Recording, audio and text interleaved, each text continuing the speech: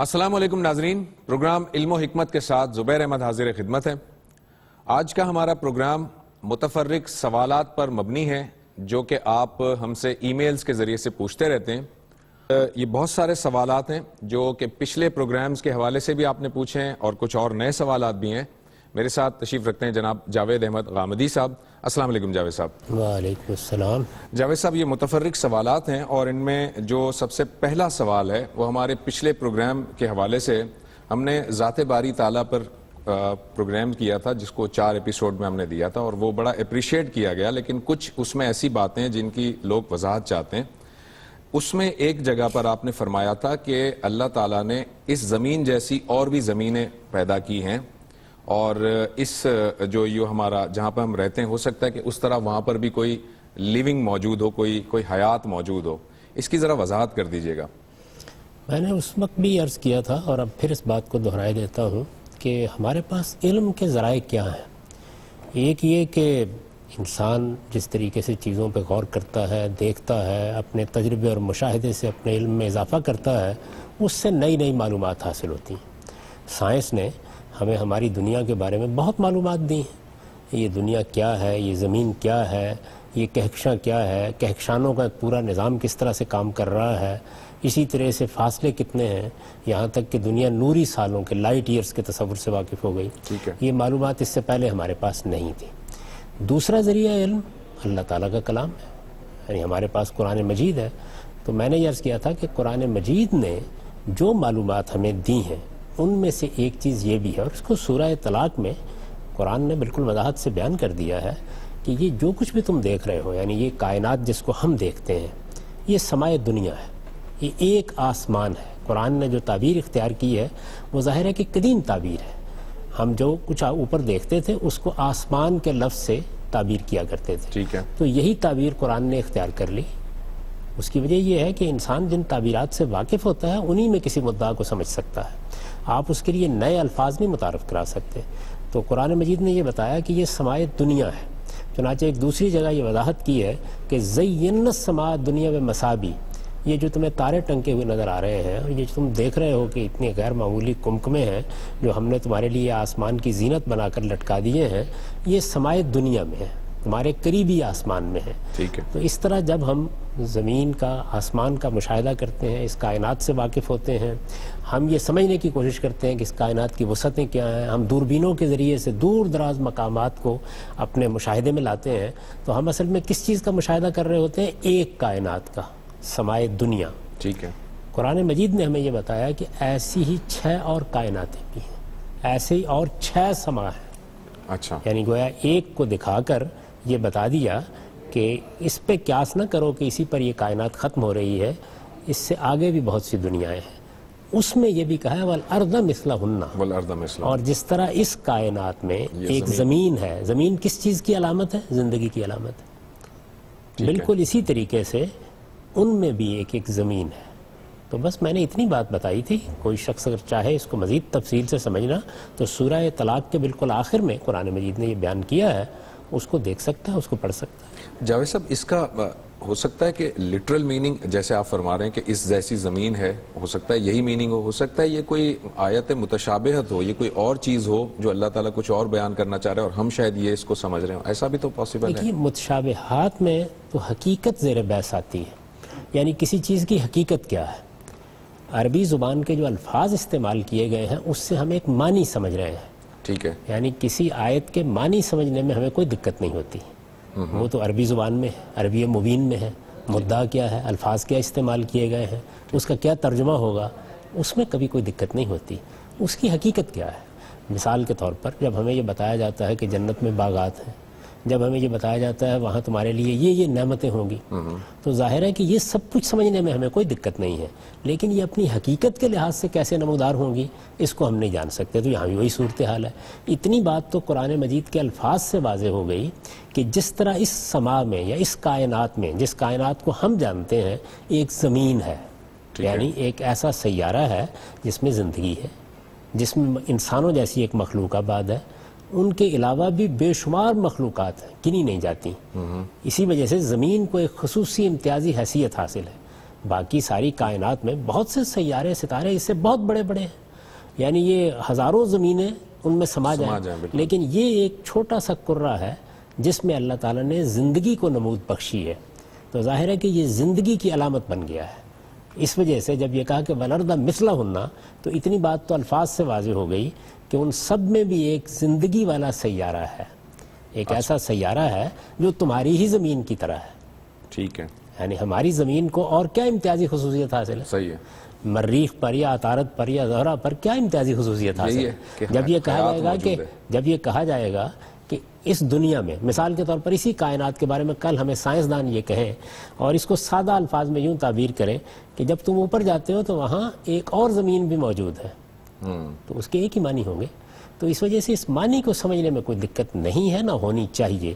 اب یہ کہ وہ زمین پہ زندگی کی نوعیت کیا ہے، وہ زندگی ایسی ہے یا اس سے ذرا مختلف ہے، وہاں جو مخلوقات آباد ہیں وہ یہی مخلوقات ہیں یا کچھ اور نوعیت کی مخلوقات ہیں، یہ ہم نہیں جانتے۔ تو جو چیز متشابہات سے تعلق رکھتی ہے وہ یہ حقیقت ہے۔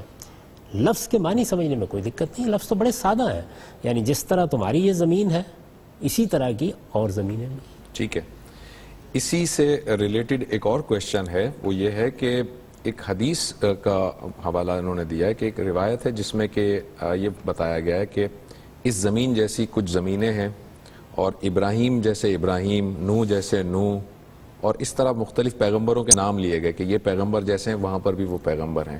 تو کیا نبی صلی اللہ علیہ وسلم کو جو رحمت للعالمین فرمایا گیا ہے، کیا اس کا یہ مطلب لیا جائے کہ نبی صلی اللہ علیہ وسلم جس طرح یہاں پر تشریف لائے اپنی رسالت اور نبوت کے ساتھ، اسی طرح سے وہ دیگر جو زمینیں ہیں جن کا اشارہ ہے وہاں پر بھی نبی صلی اللہ علیہ وسلم اس طرح اس میں تو ایک اصولی بات پہلے سمجھ لیجئے کہ حدیث کا لفظ ہم رسالت مآب صلی اللہ علیہ وسلم کی طرف مرفوع کسی بات کے لیے استعمال کرتے ہیں، یعنی کسی صحابی نے یہ بیان کیا کہ رسالت مآب صلی اللہ علیہ وسلم نے فلاں موقع پر یہ بات فرمائی، ٹھیک ہے، اس کو حدیث سے تعبیر کیا جاتا ہے۔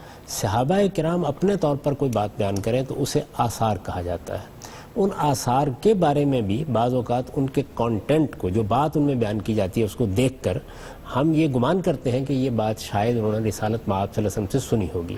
تو یہ ابن عباس رضی اللہ عنہ کا ایک اثر ہے جس کا آپ نے حوالہ دیا ہے، یہ ابن عباس رضی اللہ عنہ جو جلیل القدر صحابہ میں سے ہیں، بہت عالم ہیں، ان کا ایک اثر ہے۔ انہوں نے یہ بیان کیا ہے کہ جس طرح تمہارے ہاں مخلوقات ہیں ایسے ہی اور زمینوں میں بھی مخلوقات ہیں، جس طرح تمہارے ہاں ابراہیم اور موسیٰ اور عیسیٰ پیغمبر آئے ہیں ان کے ہاں بھی آئے ہیں۔ ٹھیک ہے، تو یہ گویا انہوں نے تشبیہ دے کے بتایا کہ جیسی صورتحال یہاں ہے ویسی صورتحال وہاں ہے۔ عربی زبان میں بعض اوقات جمع کسی چیز کی وسعت کو بیان کرنے کے لیے استعمال ہو جاتی ہے، یہاں تک کہ اس کا ایک استعمال وہ بھی ہے جو مثال کے طور پر قرآن مجید نے سیدنا لوط علیہ السلام کے مخاطبین کے لیے کیا ہے۔ وہ آئے اور انہوں نے ان کو آکر علم ننہا کان العالمین، یعنی ہم نے باہر والوں سے آپ کو روکا نہیں تھا کہ ان کو یہاں نہ آنے دیا کرے۔ تو اس وجہ سے عربی زبان میں یہ تعبیریں منطقی طریقے سے استعمال نہیں ہوتی۔ جوش بلی آبادی نے ایک مرتبہ یہ کہا تھا کہ زبان نطق ہے، وہ منطق نہیں ہے۔ ہمارے ہاں یہ بڑی بدقسمتی ہوئی ہے کہ قرآن کو سمجھنے میں بعض اوقات لوگ استخراجی منطق کا استعمال کرتے ہیں، کیونکہ ارسطو کا بڑا غیر معمولی اثر رہا ہے، تو زبان بیان کے اسالیب میں چیزیں کیسے تبدیل ہوتی ہیں ان کا کچھ بہت زیادہ شعور لوگوں کو نہیں ہوتا، اسی پر ہماری ساری فقہ مبنی ہے، وہ بھی بالکل یہی طریقہ اختیار کرتی ہے، جبکہ قرآن مجید جب گفتگو کر رہا ہوتا ہے تو وہ زبان کے بہترین اسالیب کو اختیار کرتا ہے۔ بالکل ٹھیک۔ جاوید صاحب ایک اور کویشچن ہے، وہ بھی ہمارے پچھلے پروگرام سے ہی ریلیٹڈ ہے۔ آپ نے جو اللہ تعالیٰ سے متعلق ہم نے جو پروگرام کیا تھا اس میں فرمایا تھا کہ اگر کوئی بھی چیز اپنے وجود کے بارے میں جو ہے وہ توجیہ پیش کر دے تو وہ پھر مخلوق نہیں ہے، اس کی ذرا وضاحت فرما دیجیے گا۔ میں نے یہ عرض کیا تھا کہ جب ہم کسی چیز کو دیکھتے ہیں تو پہلے اس کی نوعیت کو سمجھتے ہیں۔ اس کی نوعیت اگر ایسی ہے کہ وہ ہمیں یہ نہیں بتا پاتی کہ یہ کیسے وجود میں آئی ہے، یہ کیسے کام کر رہی ہے، تو ظاہر ہے کہ ہم یہ تلاش کرنے کی کوشش کرتے ہیں کہ پھر اس کا کوئی خالق ہونا چاہیے، کوئی ہے جس نے پھر اس کو بنایا ہے۔ اگر کوئی چیز آپ سے آپ ہے، اپنی توجیہ کر دیتی ہے، ہم سمجھ جاتے ہیں کہ یہ ایسے وجود میں آئی ہے، اس میں جو حکمت، جو معنویت، جو کمال نظر آ رہا ہے اس کا ماخذ یہ ہے، تو ظاہر ہے کہ یہ سوال ختم ہو جاتا ہے۔ تو میں نے یہ توجہ دلائی تھی کہ یہ بات نہیں ہے کہ ہر چیز کا ایک خالق ہونا چاہیے، بات اصل میں یہ ہے کہ اگر کوئی چیز اپنی نوعیت کے لحاظ سے مخلوق ہے، بنی ہوئی ہے، اس میں کسی کمال کا ظہور ہوا ہے، اور اس ظہور کے لیے ہم کوئی ماخذ اس چیز کے اندر نہیں پاتے، تو پھر ہم تلاش کرنے کی کوشش کرتے ہیں۔ جیسے ہی وہ چیز اپنی ایکسپلینیشن خود دے دیتی ہے، معاملہ ختم ہو جاتا ہے، یعنی یہ بات واضح ہو جاتی ہے۔ بھائی آپ کے سامنے ایک گاڑی ہے، آپ کہتے ہیں کہ یہ گاڑی آٹومیٹک ہے، تو اس کا مطلب یہ ہے کہ اس کے بارے میں بہت سے سوالات ختم ہو گئے۔ آپ کے سامنے ایک کمپیوٹر ہے، آپ کہتے ہیں یہ میں جب کلک کرتا ہوں تو اس کے بعد یہ خود بخود یہ کام کرنے شروع کر دیتا ہے، تو اب سوال بہت پیچھے چلا گیا، یعنی یہ خود بخود کام کرنا شروع کر دیتا ہے، تو یہ خود بخود کیا ہے؟ صحیح ہے، یہ سوال تو رہے گا، لیکن چیز کی نوعیت ہی طے کرے گی۔ تو جب ہم اپنے آپ کو دیکھتے ہیں، اپنی کائنات کو دیکھتے ہیں، تو ہم اس کی کوئی توجیہ نہیں کر پاتے۔ یہ محض مادے کا ایک ڈھیر نہیں ہے، اس کے اندر بڑی معنویت ہے، اس کے اندر بڑی غیر معمولی حکمت ہے، اس کے اندر بڑا غیر معمولی حسن ہے۔ محض اتفاق کا لیبل بھی نہیں لگا سکتے کہ اتفاق ہی ایسا ہو گیا۔ یعنی میں نے یہ توجہ دلائی تھی کہ کبھی اپنے بچے کو دیکھیں وہ کیسے پیدا ہوتا ہے، یعنی پہلے مرحلے سے لے کر جب ایک قطرہ آب بنتا ہے، جب ایک بیضہ بنتا ہے، ان کا ملاپ ہوتا ہے، ان میں سے کوئی چیز ایسی نہیں ہے کہ جو ہماری نگاہوں سے چھپی ہوئی ہو، یعنی بننے کے پورے عمل کو ہم دیکھ رہے ہیں لیکن توجہ نہیں کر پاتے۔ ٹھیک ہے، اس لیے یہ سوال پیدا ہوتا ہے کہ یہ جو شاہکار ہے اس وقت، یعنی یہ بچہ، یہ حسن، یہ جمال، یہ اس کے ہاتھ، یہ اس کی ناک، یہ اس کی آنکھیں، یہ اس کے اندر قدرت کا توازن، یہ اس کے اندر لگی ہوئی ایک عجیب و غریب قسم کی مشینری، یہ اس کا دماغ، یہ چیزوں کو سیکھنے کی صلاحیت، یہ اس کی زبان دانی، یہ سب کہاں سے وجود میں آ رہا ہے؟ اس کے اندر وہ کیا چیز ہے کہ یہ سب پیدا کرتی جا رہی ہے؟ ٹھیک ہے، یہ وہ جگہ ہے جس پر پھر سوال پیدا ہوتا ہے کہ یہ کسی کا شاہکار ہے، کسی غیر معمولی صاحب فن نے، کسی آرٹسٹ نے اس کو وجود بخشا ہے، کوئی ذہن ہے کہ جس نے یہ سب کچھ وجود پذیر کر کے ہمارے سامنے رکھ دیا ہے۔ اس لیے ساری کائنات میں فلسفی حکماء اس کا خالق تلاش کرتے ہیں۔ اگر یہ اپنی ایکسپریشن خود دے دے، یہ معلوم ہو جائے کہ یہ ایسے بن رہی ہے، تو میں نے اس میں ایک بڑی سادہ مثال دے دی، ہمارے سامنے ایک درخت کا ٹکڑا کاٹ کے آپ ڈال دیجئے، کوئی سوال کرتا ہے کہ یہ کیسے بنا ہے، یہ ٹکڑا کیسے بنا ہے، درخت کیسے بنا ہے، وہ سوال تو ہوتا ہے، اس لیے کہ ہر ایک کو معلوم ہے کہ درخت سے کاٹ کے ڈال دیا گیا ہے۔ لیکن جیسے ہی اس سے ایک میز بنتی ہے، جیسے ہی اس سے ایک کرسی بنتی ہے، تو یہ سوال پیدا ہو جاتا ہے کہ یہ اب ممکن نہیں ہے یہ خود سے بن گئی ہو۔ کیوں؟ وجہ کیا ہے؟ وجہ اس کرسی کی تراش خراش ہے، اس نے جو صورت اختیار کر لی ہے، اس میں جو ڈیزائن پیدا ہو گیا ہے، وہ ہے اصل میں جو ہمیں یہ توجہ دلاتا ہے کہ نہیں، اب اس کا کوئی خالق ہونا چاہیے۔ تو ہم کہتے ہیں کہ کارپینٹر ہے جس نے اس کو بنایا ہے۔ تو چیز سوال پیدا کرتی ہے۔ اس لیے میں نے یہ عرض کیا تھا کہ خالق کائنات کے بارے میں ہمیں بتا دیا گیا ہے کہ وہاں یہ سوال پیدا نہیں ہوگا، ٹھیک، لیکن برسبیل تنزل ہم مان لیتے ہیں کہ ہو جائے گا، تو وہاں بھی یہ جواب تلاش کریں گے۔ ٹھیک ہے جاوید صاحب، ایک اور جو کویشچن ہے وہ بھی ہمارے پچھلے پروگرام سے متعلق ہے، وہ یہ ہے کہ کشمیر پہ ہم نے ایک پروگرام کیا تھا، اس میں آپ نے فرمایا تھا کہ ہمیں جو ہے وہ جدوجہد کرنی چاہیے، پرامن جدوجہد کرنی چاہیے، اور آپ نے یہ فرمایا تھا کہ کشمیریوں کو بھی چاہیے کہ وہ اپنے لیے ایک جناح تلاش کریں۔ ان کا سوال یہ ہے کہ ہم اپنی جب تحریک آزادی دیکھتے ہیں تو ہمارے لیے بھی لیڈر صرف ایک جناح نہیں تھے، بہت سارے لیڈر تھے، تو آپ اس پہ کیوں ایمفیسس کرتے ہیں کہ وہاں پر ایک جناح ہونا چاہیے؟ بہت سارے اگر لیڈر ہیں تب بھی کی جا سکتی ہے۔ اور سوال کا جو دوسرا ان کا پوائنٹ ہے وہ یہ کہ اس وقت جو ہم نے پرامن جدوجہد کی تھی وہ ایسی قوم کے سامنے کی تھی کہ جو قوم ہیومینٹی کو سمجھتی ہے، وہ کہتے ہیں کہ انڈیا جو ہے وہ ہیومینٹی کو ماننے ہی کو تیار نہیں ہے، تو پھر اس کے سامنے پرامن جدوجہد کا فائدہ کیا؟ پہلے سوال کے جواب میں یہ عرض ہے کہ یہ بالکل ٹھیک ہے کہ بر صغیر میں بہت سے لیڈر تھے، لیکن بتدریج ایک ہی لیڈر رہ گیا تھا، یعنی بحثیت مجموعی قوم نے محمد علی جناح کو قائد اعظم مان لیا تھا۔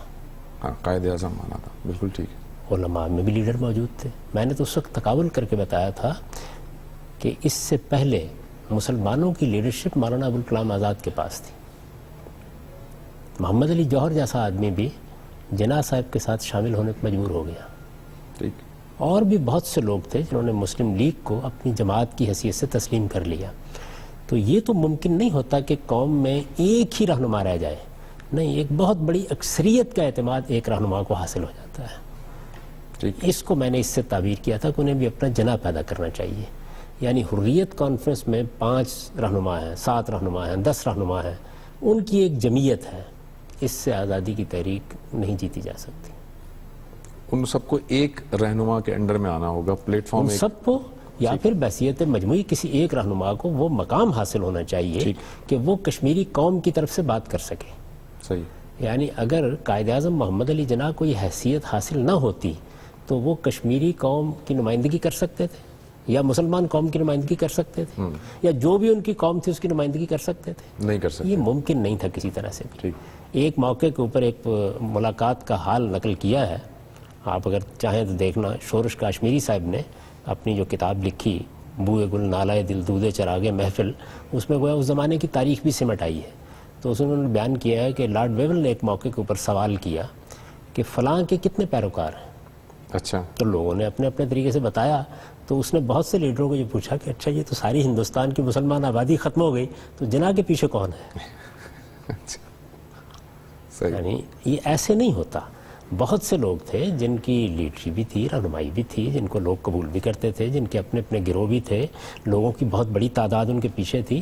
لیکن ایک تدریجی عمل ہوا جس کے بعد قائد اعظم محمد علی جناح کو وہ عصبیت حاصل ہو گئی جو کسی قوم میں کسی لیڈر کو فی الواقع حاصل ہوا کرتی ہے. یہ تو کبھی بھی نہیں ہوتا کہ 100% لوگ ساتھ آ جائیں. یعنی چھوٹے چھوٹے گروہ رہیں گے اور ان کی لیڈرشپ بھی رہے گی. اس وقت بھی جب آپ انتخابات کراتے ہیں تو اس میں کیا ہوتا ہے؟ ایسے ہی ہوتا ہے. بہت سے لوگ امریکی انتخابات ہوئے ہیں, آپ یہ دیکھیں اس میں بعض ایسے لوگ بھی ہیں جنہوں نے 30-35 لاکھ کے قریب ووٹ لیے ہیں, لیکن ان کا نام بھی لوگ نہیں جانتے, انہیں معلوم نہیں ہے. یعنی 2 لوگوں کے درمیان مقابلہ ہو رہا تھا. بالکل. اور پوری کی پوری امریکی قومی کی نہیں بلکہ پوری دنیا کی نظریں انہی کے اوپر لگی ہوئی تھی, اور بھی بہت سے لوگ تھے.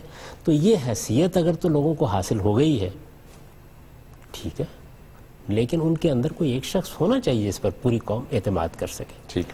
دوسری چیز یہ ہے کہ یہ محض کوئی ایک بر صغیر کا تجربہ نہیں ہے, پوری دنیا کی تاریخ کا تجربہ یہی ہے کہ جس وقت آپ وائلنس اختیار کرتے ہیں, تشدد اختیار کرتے ہیں, تو منظم حکومتوں کو آپ کے خلاف تشدد کا لائسنس مل جاتا ہے. اور حکومتوں کے ساتھ لڑنا کوئی آسان کام نہیں ہوتا. ٹھیک ہے, انہیں جواز مل جاتا ہے. انہیں جواز مل جاتا ہے. یہ جواز کبھی نہیں دینا چاہیے. میں نے جب یہ کہا تھا پرامن جدوجہد کی جائے تو اصل میں اس اصول پر کہا تھا کہ پرامن جدوجہد قوم کو کوئی نقصان نہیں پہنچاتی. دیکھیے بات یہ ہے کہ اگر آپ وائلنس یا تشدد اختیار نہیں کر رہے, آپ کسی کو مار نہیں رہے, آپ روزمرہ کے معمولات کو چلنے دے رہے ہیں, نظم قائم ہے, قوم ترقی کرتی رہے گی, بچے تعلیم پاتے رہیں گے, ماؤں کی گود نہیں اجڑے گی, ٹھیک ہے, عمومی طور پر حالات اچھے رہیں گے, اور اس کے ساتھ آپ کی سیاسی جدوجہد دنیا کے سامنے اپنے آپ کو منواتی چلی جائے گی. میں نے اس وقت بھی عرض کیا تھا کہ یہ بڑی افسوسناک بات ہے کہ دنیا کے اس حصے میں ابھی ہم اس اصول کو تسلیم کرنے کے لیے تیار نہیں ہیں کہ لوگ اگر یہ چاہتے ہیں کہ وہ اپنی ایک علیحدہ ریاست بنا لیں کسی بھی جگہ پہ, کوئی قومیت بھی یہ چاہتی ہے, تو ہم اس کو موقع دے دیں کہ ٹھیک ہے آپ ریفرنڈم کرا لیجیے, استصواب کرا لیجیے, دیکھ لیتے ہیں. اس اصول کو جلد یا بدیر دنیا کو تسلیم کرنا ہوگا. یہ اصول بڑی حد تک تسلیم کیا جا چکا ہے. اس وقت بھی میں آپ سے عرض کروں کہ یہ وائلنس نہیں ہے جو نتیجہ خیز ہوتی ہے, اصل میں بین الاقوامی قانون اور بین الاقوامی حالات ہیں جو نتیجہ خیز ہوتے ہیں, اور ان کو متوجہ کرنے کا ایک ہی طریقہ ہے, اور وہ یہ کہ آپ پرامن جدوجہد کریں, اپنی قوم کو کوئی نقصان نہ پہنچنے دیں. میرے نزدیک تو اصل میں اس طرح کی جتنی تحریکیں, علیحدگی کی تحریکیں یا آزادی کی تحریکیں جن کو کہا جاتا ہے, یہ ویسے ہی بے معنی ہو چکی ہیں. موجودہ دور میں جب کہ جمہوری نظام کو قبول کر لیا گیا ہے تو بحثیت مجموعی اب غلامی صرف وہیں باقی ہے جہاں کوئی استبدادی نوعیت کی بادشاہت ہے. آپ جانتے ہیں کہ بادشاہتیں بھی یورپ میں بہت سے ملکوں میں بادشاہت ہے, برطانیہ میں بادشاہت ہے, کینیڈا میں بادشاہت ہے, آسٹریلیا میں بادشاہت ہے, وہ بھی آئینی بادشاہتیں بن چکی ہوئی ہیں. تو یہاں اب غلامی اور آزادی کے وہ تصورات باقی نہیں رہے, ایک جمہوری معاشرہ وجود میں آ چکا ہے. لیکن کسی قوم کا یہ حق بہرحال قائم رہے گا کہ وہ یہ کہتی ہے کہ ہم الگ ہونا چاہتے ہیں, ہم کسی جمہوریت کا حصہ بھی نہیں رہنا چاہتے. مثلا ہم کینیڈا کا حصہ نہیں رہنا چاہتے, ہم آسٹریلیا کا حصہ نہیں رہنا چاہتے. ان کے پاس اگر اپنی قومیت کے اظہار کے لیے ایک جمعیت موجود ہے, ان کی اگر ایک لیڈرشپ موجود ہے, اور ان کے پاس ایک ایسا علاقہ موجود ہے کہ جس میں فی الواقع ایک ریاست وجود میں آ سکتی ہے, یا ان کی ایک تاریخ ہے کہ جو ان کے اس علیحدہ تشخص کو قائم رکھتے ہوئے ہے, ان کی ایک ثقافت ہے, ان کا ایک تہذیبی پس منظر ہے, تو ان کو یہ حق ملنا چاہیے. یہ اصول کی بات ہے. ورنہ تو اس زمانے میں یہ چیزیں بالکل بے معنی ہو کر رہ گئی ہیں. جب آپ وائلنس اختیار کرتے ہیں تو اپنی قوم کو تباہ کر دیتے ہیں, آپ اپنے ملک کو کھنڈر بنا دیتے ہیں. آپ سوچئے ذرا تھوڑی دیر کے لیے کہ اگر کشمیر میں امن ہو, دنیا بھر سے لوگ وہاں جائیں, وہ سیاحت کا بہت بڑا مرکز ہے, اس کو اسی طریقے سے ڈیولپ کیا جائے, وہاں کی قوم لوگوں کے لیے امن فراہم کرے، دنیا بھر سے لوگ جائیں گے اور وہ پرامن طریقے سے اپنا میسج ان کے سامنے رکھیں. سوچیں ذرا تھوڑی دیر کے لیے اس کے کیا اثرات ہوں گے، اس کے کیا نتائج ہوں گے. تو اس وجہ سے جو لوگ وائلنس کی تعلیم دیتے ہیں وہ اپنے گھروں میں بیٹھے ہوئے ہوتے ہیں. ان کو یہ احساس نہیں ہوتا کہ جب ماؤں کی گود اجڑتی ہے تو کیا ہوتا ہے. جب سیاسی تالے آزما اپنے مقاصد کے لیے بچوں کی بھینٹ لیتے ہیں تو نتیجہ کیا نکلتا ہے. یہ ساری چیزیں جو ہیں یہ اخباری تبصروں کی حد تک لوگوں کو اچھی لگتی ہیں. انہیں یہ اندازہ نہیں ہے کہ کس طرح سے ملک کھنڈر بن جاتے ہیں. کیا حال ہوا ہے افغانستان کا. یعنی ایک قوم جس قوم کو قابل فخر حیثیت سے اپنے آپ کو دنیا کے سامنے پیش کرنا چاہیے تھا، کیا حال کر دیا ہم نے اس کا. تو اس لیے پرامن ذرائع ہی وہ ذرائع ہیں جن سے سیاسی مسائل کو حل کرنا چاہیے. دنیا نے بہت مشکل سے یہ چیز سیکھی ہے. اس کو اتنا بڑا مسئلہ کیوں بنا لیا جاتا ہے. قومیں جیتی ہیں، جدوجہد بھی کرتی رہتی ہیں، اپنی تعمیر کا کام بھی کرتی رہتی ہیں. ایسا مسئلہ بنا دیا جائے. عام طور پر میں آپ سے عرض کرتا ہوں کہ علیحدگی کی تحریکوں کے پیچھے لیڈروں کی تالے آزمائی ہوتی ہے. یہ لیڈر ہیں کہ جو اس طرح کا جنون پیدا کرتے ہیں اور پھر ان کا مقصد یہ ہوتا ہے کہ اس کے ذریعے سے خود ان کے اقتدار کے مواقع ان کے لیے پیدا ہوں. عام طور پر یہی ہوتا ہے. تو ان کو یہ سمجھانے کی ضرورت ہے کہ یہ درست ہے. لوگ لیڈروں کے پیچھے چلتے ہیں، ان کی بات بھی سنتے ہیں اور لیڈروں کو اپنی لیڈری کرنے کا حق بھی ہے، لیکن وہ پرامن ذرائع سے کریں. پرامن ذرائع سے قومیں تباہ نہیں ہوتی، ان کا مستقبل ختم نہیں ہوتا اور آپ اپنے مقصد کو بھی اگر تاریخی عوامل آپ کا ساتھ دیں تو حاصل کرنے میں کامیاب ہو جاتے ہیں. اور پھر میں یہ بھی عرض کر دوں کہ یہ سب تاریخی عوامل سے ہوتا ہے. ہمارے ہاں لوگ بالکل غلط سمجھتے ہیں کہ یہ چیزیں جدوجہد سے حاصل ہوتی ہیں. اس کے پیچھے بڑے غیر معمولی تاریخی عوامل ہوتے ہیں. وہ تاریخی عوامل ہیں کہ جو وہاں پہنچا دیتے ہیں جہاں پر کوئی لیڈرشپ موجود ہوتی ہے تو اس کے ذریعے سے آپ کو اپنا مقصد حاصل کرنے میں کامیابی ہو جاتی ہے. ٹھیک. جاوید صاحب، ایک سوال یہ ہے کہ EOBI فنڈ کے بارے میں اسلام کی کیا رائے ہے؟ کیا یہ سود ہے یا یہ جائز ہے، اسے لیا جا سکتا ہے؟ EOBI فنڈ جو ہے نا وہ ہے امپلائی اولڈ بینیفٹ جو ہے نا، اس میں یہ ہوتا ہے کہ ایک سرٹن ایج کے بعد، لیٹ سے 60 سال کے بعد جب آپ ریٹائر ہوتے ہیں تو آپ کو گورنمنٹ کی طرف سے ایک اپنی زندگی تک ایک پینشن ملتی رہتی ہے، چاہے آپ پرائیویٹ امپلائی، کیونکہ گورنمنٹ امپلائی کو تو ویسے ہی ملتی ہے، پرائیویٹ امپلائی سے اچھا وہ ہر مہینے جو ہے وہ آپ کی سیلری سے کچھ نہ کچھ ڈیڈکٹ کرتے رہتے ہیں اماؤنٹ، اور پھر آپ کو جب آپ ریٹائر ہوتے ہیں تو آپ کو زندگی بھر کے لیے وہ ملتی رہتی ہے پینشن. میرے علم کی حد تک اس کی مختلف قسمیں ہیں اور ہر قسم کا الگ سے بھی مطالعہ کرنا چاہیے، لیکن بحثیت مجموعی جو بات آپ نے فرمائی ہے یا اس کی جو تفصیل کی ہے اس میں کوئی شرعی لحاظ سے معنی نہیں ہے. یعنی خواہ آپ کو حکومت کسی بھی طریقے سے کوئی مراعات دیتی ہے تو یہ آپ کا حق ہے، آپ اس کو لیں. اس میں کوئی شریعت کے لحاظ سے ایسی چیز نہیں ہے، اس کو قابل اعتراض قرار دیا جا سکتا ہے. یہ شاید پوچھنا یہ چاہ رہے ہیں کہ یہ کوئی سود تو نہیں ہے؟ بالکل بھی نہیں. دیکھیے آپ نے ملازمت کی یا آپ نے کچھ روپیہ حکومت کے پاس رکھوا دیا ہے، حکومت کا کام ہے کہ وہ آپ کے معاملات کی خبرگیری کرے، وہ آپ کی مدد کرے، وہ آپ کو تعاون فراہم کرے. حکومتیں آپ دیکھیے جو اچھی حکومتیں ہیں وہ وظائف بھی دیتی ہیں، اپنی طرف سے بہت کچھ مراعات بھی دیتی ہیں. انگلستان کی حکومت مثال کے طور پر اگر آپ بے روزگار ہو جاتے ہیں تو آپ کو ایک وظیفہ بھی دے دیتی ہے. خود ہمارے ہاں اس کی روایات رہی ہیں، تو اس کو اس پر محمول کیوں کیا جائے؟ اس کی کوئی ضرورت نہیں ہے. حکومت جو کچھ دیتی ہے وہ آپ کو لینے کا پورا حق ہے. اس کو آپ خام خواہ قرض فرض کر کے پھر اس کے اوپر ملنے والے نفع کو سود قرار دے کے حرام نہیں قرار دے سکتے.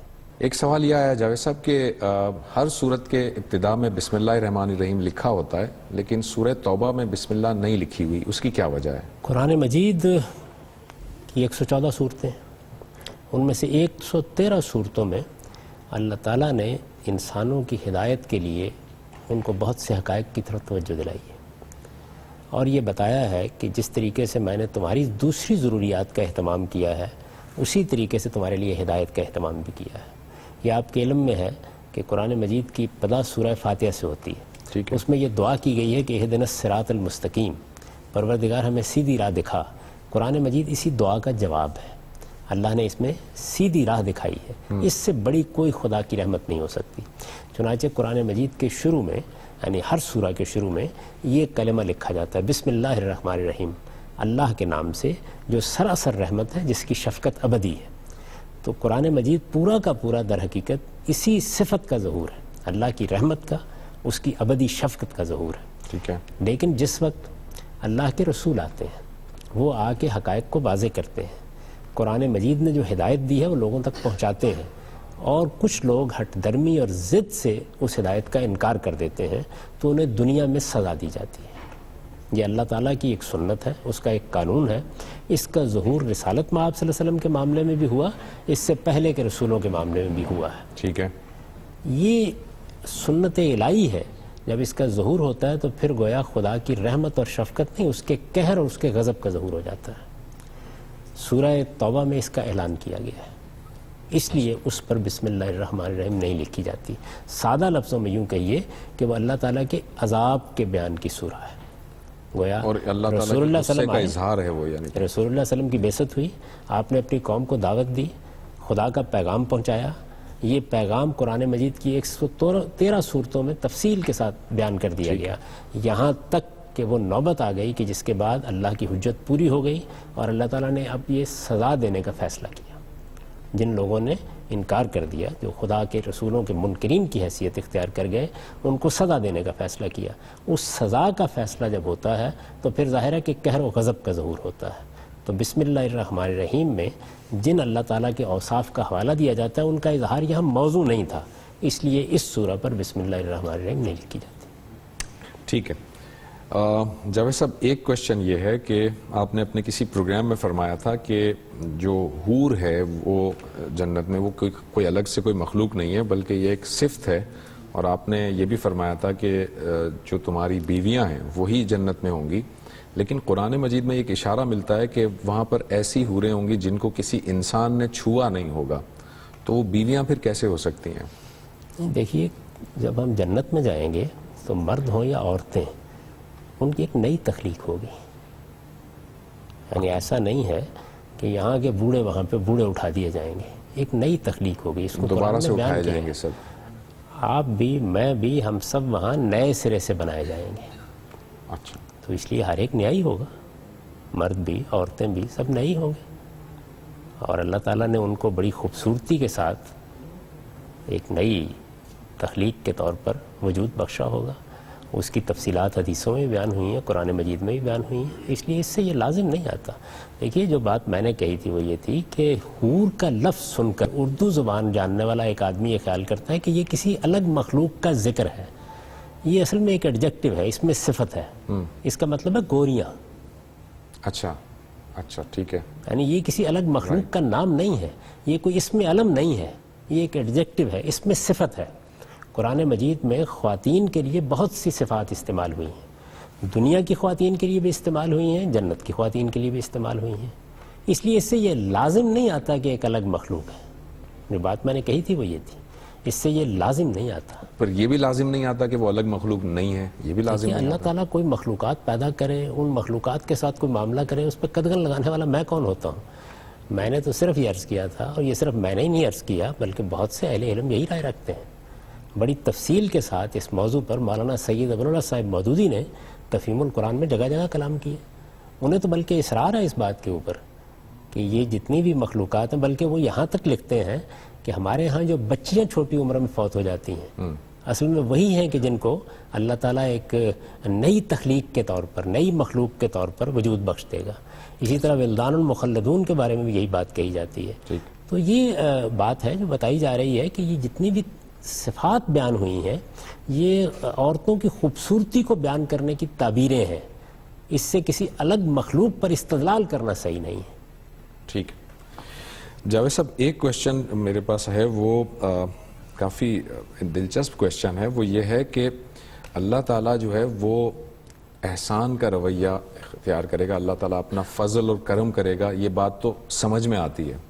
اللہ تعالیٰ نعوذ باللہ ظلم نہیں کر سکتا، یہ سمجھ میں نہیں آتی بات. تو یہ تو ہو سکتا ہے کہ اللہ تعالیٰ کسی نیکی کی وجہ سے ایک شخص کو جنت عطا کرے اور ہمیشہ کی جنت دے دے. لیکن ایسا کیسے ہو سکتا ہے کہ ایک شخص نے کفر کا راستہ اختیار کیا اور کفر کے نتیجے میں جو سزا ملے جہنم کی وہ ہمیشہ کی ہو؟ ہمیشہ کی سزا ایک طرح سے مناسبت نہیں رکھتی. بھائی جرم جتنا بھی ہوگا کوئی نہ کوئی اس کی میگنیٹیوڈ ہوگا اس جرم کا، اس کے لحاظ سے جہنم کہیں نہ کہیں ختم ہو جانی چاہیے. جہنم ہمیشہ کے لیے کیوں ہوگی؟ یہ بات یہ ہے کہ ایک ہے کسی جرم کی سزا بیان کرنا. تو اللہ تعالیٰ نے یہ بتایا ہے کہ وہ لوگ جو میرے مقابلے میں سرکشی اختیار کرتے ہیں، حقیقت ان پر واضح ہو جاتی ہے، اس کے باوجود میرا انکار کر دیتے ہیں. میرے پیغمبر آتے ہیں تو ان کے مقابلے میں بھی زدہ کا رویہ اختیار کر لیتے ہیں. حقائق واضح ہونے کے باوجود اس کو ماننے کے لیے تیار نہیں ہوتے، استکبار کا رویہ اختیار کر کے خدا کے مقابلے میں کھڑے ہو جاتے ہیں. پھر بھی اس جرم کی مقدار ہوگی نا، کوئی نہ کوئی. اس جرم کی کیا مقدار ہے؟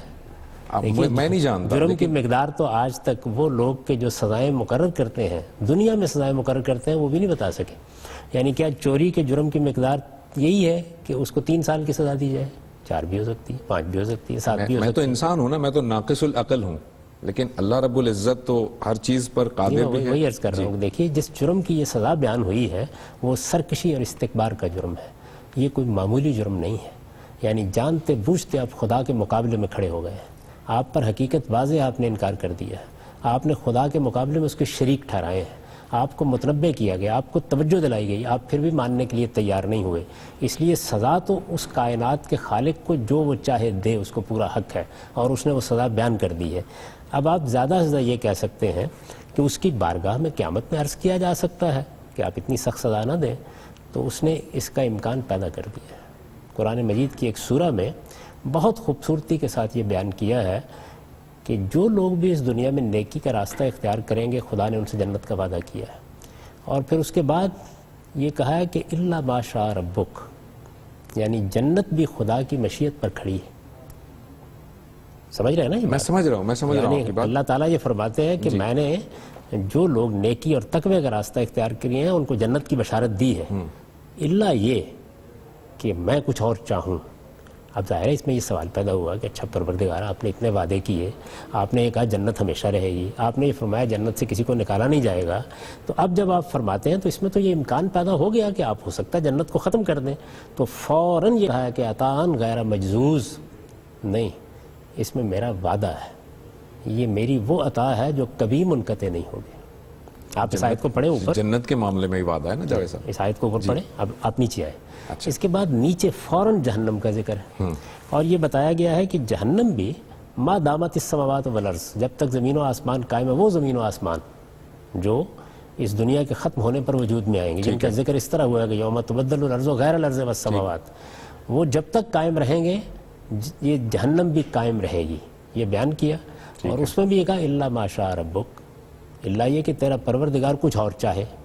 اب ظاہر ہے کہ یہاں بھی وہی سوال پیدا ہوتا ہے کہ اچھا پھر پروردگار آپ ختم بھی کر سکتے ہیں، تو وہاں کیا کہا تھا؟ وہاں یہ کہا تھا عطاً غیر مجزوز، یہ وہ عنایت ہے جو کبھی ختم نہیں ہوگی، کبھی منقطع نہیں ہوگی. یہاں یہ نہیں کہا، یہاں یہ کہا ہے کہ ان ربک فعال لما یرید، تیرا پروردگار جو چاہے گا کر ڈالے گا. تو اس وجہ سے وہ پروردگار اگر چاہے، اشارہ کیا ہے؟ یعنی کہہ ہی دیا جو کچھ کہنا ہے. ان ربک فعال لما یرید، وہ آیت ختم ہو رہی ہے عطاً غیر مجزوز پر، یہ آیت ختم ہو رہی ہے ان ربک فعال لما یرید پر. یعنی آپ کو کوئی حق نہیں ہے کہ آپ خدا کے اس طرح کے کسی کام کے اوپر اعتراض کریں، کیونکہ یہ اس کی وعید ہے. اس نے اپنے دشمنوں کو دھمکی سنائی ہے، ان کی سزا بیان کی ہے. وہ کریم ہے، رحیم ہے، اس کائنات کا خالق ہے، جو چاہے کر ڈالنے والا ہے، اس کا کوئی ہاتھ نہیں پکڑ سکتا. وہ اپنے وعدے کی خلاف ورزی تو نہیں کرے گا، اس لیے کہ جنت اس کا وعدہ ہے، لیکن جہنم وہ اس کا اعلان کرنے کے اگلے دن ختم کر دے.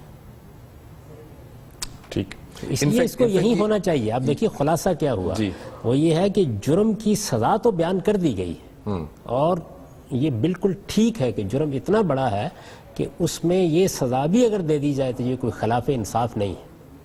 یعنی اس کائنات کے خالق کے مقابلے میں اس کی مخلوق کھڑی ہو گئی، تو اس لیے سزا دینے کا تو اس کو اختیار ہے، وہ دے. لیکن اس نے اس امکان کو بیان کر دیا ہے کہ میں چاہوں گا تو معاف کر دوں گا، چاہوں گا تو جہنمی کا خاتمہ کر دوں گا. یہ امکان بیان کر دیا ہے، اور اس کو ایسے ہی رہنا چاہیے. اب آپ نے جو سوالات بھی کرنے ہیں وہ قیامت کے دن اگر وہاں پہ سنوائی ہو گئی تو میں بھی کروں گا، آپ بھی کریں گے. اس بارگاہ میں کرنے کا موقع ہو سکتا ہے مل جائے. یعنی اگر اللہ تعالیٰ نے ہمارے لیے جنت کا فیصلہ کر دیا، اس کی یہ عظیم نعمت ہم کو حاصل ہو گئی، تو پھر کچھ بولنے کا موقع بھی مل جائے گا. تو یہ باتیں وہاں اس بارگاہ میں عرض کر دیں گے، اور امید یہی ہے کہ وہ کرم فرمائے گا. کوئی چیز انصاف کے خلاف نہیں کرے گا. سزا کو بیان کرنے کے موقع پر یہی تحدید ہونی چاہیے تھی جو قرآن مجید نے اختیار کی. اس میں اگر کمی کی جاتی تو اس کا مطلب یہ ہے کہ آپ جرم کی شناعت کو کم کر رہے ہیں. ٹھیک، یہاں یہ بیان کیا گیا کہ یہ اتنا بڑا جرم ہے، یہ ایسا جرم ہے کہ اس پر اللہ تعالیٰ اگر جہنم میں ڈال دے، ہمیشہ ہمیشہ کے لیے ڈال دے، وہاں ایک بار تمہاری کھال جل جائے، دوبارہ دے کر تمہیں اسی سزا کی نظر کر دے، تب بھی یہ جرم ایسا جرم ہے کہ اس کی سزا کا معاملہ ختم نہیں ہو سکتا. یہ ہے سزا کا بیان. اس کے بعد اللہ تعالیٰ نے کیا کرنا ہے اس کے بارے میں بتا دیا کہ جو میں چاہوں گا کروں گا, تم میرا ہاتھ نہیں پکڑ سکتے.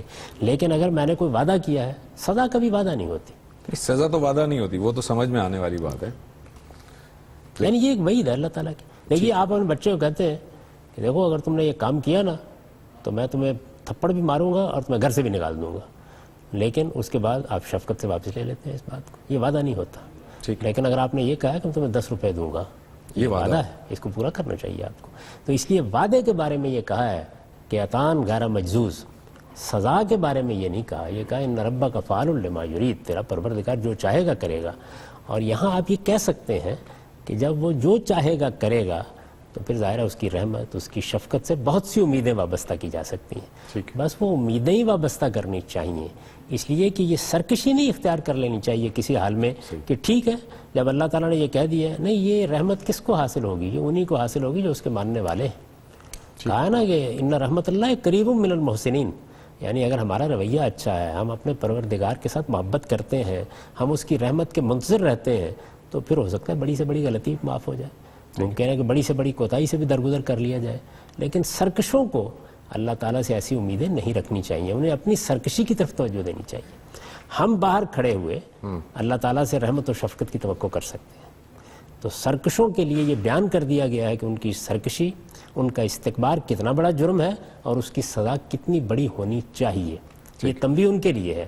میرے اور آپ کے لیے جو خدا کے مقابلے میں سرکشی کا تصور نہیں کر سکتے, گناہگار ہم بھی ہوئے, بعض اوقات کوتاہیاں بھی ہو جاتی ہیں, ہمارے لیے تسلی کے طور پر یہ کہہ دیا گیا ہے کہ یہ خیال نہ کرو کہ میں کوئی ظلم کروں گا یا زیادتی کروں گا. میں ادھر وعدہ کر رہا ہوں, اس وعدے کو کبھی خلاف ورزی نہیں کروں گا. ان اللہ لا یخلف المیعاد. اور یہاں کیا فرمایا, ان ربک فعال لما یرید.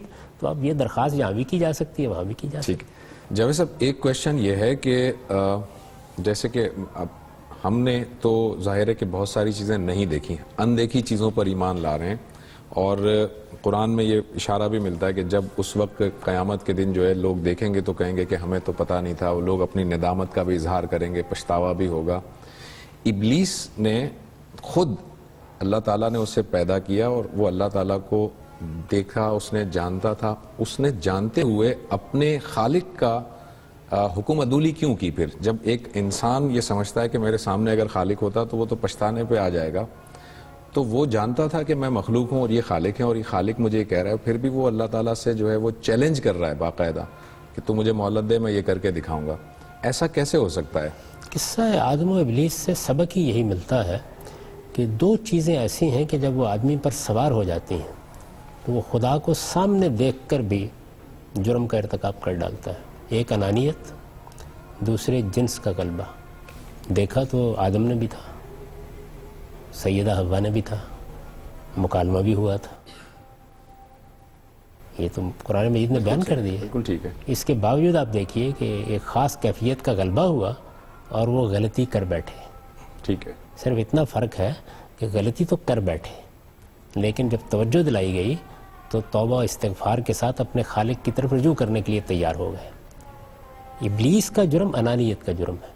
یہ جب انسان پر سوار ہو جاتی ہے تو یہ حقیقت ہے کہ بعض اوقات وہ سری جھوٹ بولتا ہے, جانتا ہے کہ میں جھوٹ بول رہا ہوں, جانتا ہے میں بہتان لگا رہا ہوں, جانتا ہے میں تہمت تراش رہا ہوں, اس کے باوجود کرتا ہے. یہ ایسی چیز ہے کہ جب اس کا غلبہ ہو جاتا ہے تو آپ دیکھیے کہ رسالت میں آپ صلی اللہ علیہ وسلم کے سامنے کھڑے ہو کر ایک خاتون نے لیان کے موقع پر جھوٹ بولا ہے, خود حضور نے اس کے اوپر تبصرہ فرما دیا ہے. تو اس وجہ سے انسان اپنی عزت بچانے کے لیے, اپنی انانیت کے لیے, اپنے استکبار کے اندر مبتلا ہو کر بعض اوقات حدود سے تجاوز کر جاتا ہے. تو اس سے یہ سبق ملتا ہے کہ یہ جو آپ کے اندر ایک غیر معمولی جبلت ہے آپ کی انانیت کی, اس کو بہت قابو میں رکھنا چاہیے. چوٹ جب اس پر پڑتی ہے تو بعض اوقات آدمی, یہ حقیقت ہے, میں نے زندگی کے تجربات میں اس کو دیکھا ہے کہ سری جھوٹ بول رہا ہے, سری اتہام لگا دیتا ہے, بعض اوقات صرف اس چیز کی تسکین کے لیے. یعنی اس کو کوئی پرابلم نہیں ہوتا, وہ جانتا ہے کہ حقیقت کیا ہے, لیکن یہی ایک چیز ہے کہ جو اندر سے اس کو مجبور کر رہی ہوتی ہے اور وہ بڑے سے بڑے جرم کا ارتکاب کر ڈالتا ہے. تو اس وجہ سے اس میں خدا کی پناہ مانگنی چاہیے اور اپنے بارے میں یہ خیال نہیں کرنا چاہیے. بظاہر یہ بڑی عجیب و غریب بات محسوس ہوتی ہے, لیکن یہ ہے ایسی چیز. کہ اس میں یہ واقعہ ہے کہ انسان پھر اپنی آنکھ کے شتیر نگلتا ہے. یہ ہے ہی ایسی چیز. اچھا، ایک کویشچن ہے آپ کی اس سے تفسیر سے متعلق. آپ جو ترجمہ قرآن لکھ رہے ہیں اور تفسیر لکھ رہے ہیں، اس میں آپ نے نظم قرآن کا لحاظ کرتے ہوئے ترجمہ کیا ہے. وہ یہ پوچھنا چاہ رہے ہیں کہ قرآن مجید کو سمجھنے کے لیے نظم قرآن کی کوئی اہمیت ہے؟ اگر ہم نظم قرآن کے بغیر قرآن کو سمجھیں تو نہیں سمجھ میں آئے گا ہمیں. دیکھیے، نظم قرآن کوئی خارج کی چیز نہیں ہے. جب آپ قرآن مجید کی زبان کو جانتے ہیں، اس کے اسالیب کو سمجھتے ہیں، ان کا پورا لحاظ کرتے ہوئے آپ اس کا ترجمہ کرتے ہیں، تو نظم ایک نتیجے کے طور پر سامنے آ جاتا ہے. یعنی یہ تعبیر بھی ٹھیک نہیں ہے کہ میں نے نظم قرآن کو سامنے رکھ کر ترجمہ کیا ہے. اچھا، یعنی میں نے قرآن مجید کا جو ترجمہ ہونا چاہیے وہ ترجمہ کیا ہے. لوگ یہ احتیاط کرتے ہیں کہ وہ عربی زبان کے الفاظ کے نیچے بس الفاظ رکھ دیتے ہیں. میں نے جو بات سمجھی ہے اس کو اردو زبان کی رعایت سے آج کے قاری کا لحاظ کر کے بیان کر دیا ہے. جب آپ اس کو اس طریقے سے بیان کریں گے تو اس کے بعد قرآن مجید کا نظم سامنے آ جائے گا. تو نظم گویا قرآن مجید کی زبان کا صحیح ادراک رکھتے ہوئے اس کا ترجمہ کرنے کا نتیجہ ہے. یہ کوئی خارج کی چیز نہیں. ٹھیک ہے. مجھے تو کسی ایک جگہ کے اوپر بھی اس کی ضرورت نہیں محسوس ہوئی کہ میں کسی چیز کو سامنے رکھ کر ترجمہ کروں. یعنی درست ترجمہ ہونا چاہیے. درست ترجمے کا مطلب یہ ہے کہ اگر عہد کے الف لام ہے تو وہ کھول دیے جائیں. آیت کا ایک موقع و محل ہے تو اس کو متعین کر دیا جائے. جو بات چلی آ رہی ہے اس کو سامنے رکھ کر یہ دیکھا جائے کہ جملہ کس طریقے سے اور کس ساخت کے ساتھ آیا ہے. یہ اصل میں کسی بھی کلام کو ترجمہ کرنے کی ناگزیر ضرورتیں ہیں. قرآن مجید کے معاملے میں یہ بدقسمتی ہوئی کہ ترجمہ کرنے والوں نے اس میں اس کا لحاظ نہیں رکھا. یعنی زبان کا ایک اسٹرکچر ہوتا ہے. جیسے آپ شیکسپیئر کا ترجمہ کریں گے تو آج کی انگریزی کے اسٹرکچر کو سامنے رکھ کے نہیں کرتے. آپ یہ دیکھتے ہیں اس وقت بات کیسے کی جاتی تھی، اس وقت کلام کا دروبست کیا ہوتا تھا. تو یہ چیز جو ہے اس کا لحاظ آپ رکھیں پھر ترجمہ کریں، اس کے بعد نظم خود بخود سامنے آ جائے. ٹھیک ہے. جاوید صاحب، ایک یہ اطلاقی نوعیت کا سوال ہے، وہ یہ کہ عام طور پہ ہم دیکھتے ہیں مساجد میں جب بچے جو ہے وہ صف میں آتے ہیں آگے جماعت کے دوران، تو امام صاحب جو ہے وہ توجہ دلاتے ہیں یا دوسرے حضرات بچوں کو پیچھے کر دیتے ہیں اور کہتے ہیں کہ اس سے صف میں خلا پیدا ہو جاتا ہے. یہ کہاں تک درست بات ہے؟ کیونکہ بعض لوگ اپنے بچوں کو جب پیچھے ان کو بھیجا جاتا ہے تو وہ کمفرٹیبل فیل نہیں کرتے. اگر صف میں بچے آ جائیں تو کوئی مسئلہ ہے اس میں؟ اس کا تعلق حالات سے ہے. دیکھیے، عام طور پر ایک نظم قائم رکھنا چاہیے. بچے اگر چھوٹے ہیں اور وہ نماز پڑھنے کے لیے ابھی ذہنی طور پر تیار نہیں ہے یا انہیں معلوم نہیں ہے کہ نماز کیا چیز ہے، تو بہتر ہے کہ انہیں اس وقت مسجد میں نہ لایا جائے. کیونکہ مسجد میں آپ نے ایک نظم کے ساتھ نماز ادا کرنی ہوتی ہے. لیکن اگر بچہ سمجھدار ہے، وہ جانتا ہے کہ میں نماز میں کھڑا ہوں، مجھے سب سے ادھر ادھر نہیں نکلنا، تو پھر کوئی حرج نہیں کہ آپ اپنے ساتھ اس کو کھڑا کر لیں. تاہم دیہاتی زندگی میں جہاں ہر ایک آدمی دوسرے کو جانتا ہے، جہاں ایک دوسرے کے بچے بھی معلوم ہے، وہ صورت نہیں ہے جو یہاں ہے. تو آپ صف بندی میں یہ ترتیب بھی قائم رکھ سکتے ہیں. صف بندی کی یہ ترتیب کہ آگے مرد کھڑے ہوں گے، پھر عورتیں کھڑی ہوں گی، بچے ایک طرف کھڑے ہوں گے، یہ اچھی ترتیب ہے. لیکن یہ کہ یہ کوئی لازمی تقاضا نہیں ہے. اور یہ آج کل کے حالات میں پریکٹیکیبل ہے بھی آج کل کے حالات میں اس میں بڑی مشکلات پیدا ہو جاتی ہیں. اس کا خطرہ ہوتا ہے کہ آپ بچے کو پیچھے اگر چھوڑ کے آ گئے ہیں تو کوئی بدبخت اس کو اغوائی نہ کر لے، کوئی اس طرح کا مجرم اس سے کوئی فائدہ نہ اٹھا لے. تو ایسی بہت سی چیزیں ہیں. ان چیزوں کا جن کا تعلق آداب سے ہوتا ہے ان کو ہمیشہ حالات کے لحاظ سے ملحوظ رکھنا چاہیے. وہ ہر موقع کے لیے نہیں ہوتے. تو نماز کے معاملے میں بھی یہ چیزیں جو اختیار کی گئیں ان کا تعلق نماز کے آداب سے ہے یا مسجد کے آداب سے ہے. آداب کو آداب تک رہنا چاہیے. اس میں جو طریقہ ہمارے ائمہ عام طور پر اختیار کرتے ہیں وہ اصل میں فقہی مزاج سے پیدا ہوا ہے. اور آپ جانتے ہیں کہ میں بھی تبصرہ کر چکا ہوں کہ ہماری پوری فقہ پر منطقی انداز کا غلبہ پیدا ہو گیا. وہ حالات کیا ہوتے ہیں، ان کی رعایت کیسے ملحوظ رکھنی ہے، انسانی نفسیات کیسے کام کرتی ہے، کون چیز کس موقع پر ہے، اس کا عام طور پر اس میں لحاظ نہیں رکھا جاتا. وہی ذہن ہمارے ہاں لوگوں کے اوپر غلبہ پا چکا ہوا ہے. وہ آپ ہر جگہ دیکھتے ہیں، جہاں کہیں بھی دیکھنا چاہیں ہر جگہ دیکھتے ہیں. وہاں اپروچ ہی ایک بالکل دوسرے طریقے سے کیا جاتا ہے معاملات کو. تو یہ دیکھنا چاہیے کہ اگر کوئی چیز تو اللہ کے رسول نے نافذ کر دی ہے، اس کو قانون بنا دیا ہے، تو وہ تو نافذ ہو گئی قیامت تک کے لیے. لیکن اس طرح کی بہت سی چیزیں حالات کی رعایت سے کی جاتی ہیں. Thank you so very much Javed صاحب، آپ کا بہت بہت شکریہ، آپ نے وقت نکالا. ناظرین، ہمارے پروگرام کا وقت ختم ہوا چاہتا ہے. آپ کے اور بھی بہت سارے سوالات ہیں جو آپ نے ہمیں ای میلز پر بھیجے ہیں، اور انشاءاللہ تعالیٰ ان کو کسی اور پروگرام میں ہم ٹیک اپ کریں گے. آپ اور مزید کوئی سوال اگر پوچھنا چاہیں تو یہ ای میل ایڈریس ہے ih@duniatv.tv، اس پر ہمارے ساتھ سوالات آپ کر سکتے ہیں. اگلے پروگرام تک کے لیے زبیر احمد کو اجازت دیجیے. اللہ حافظ.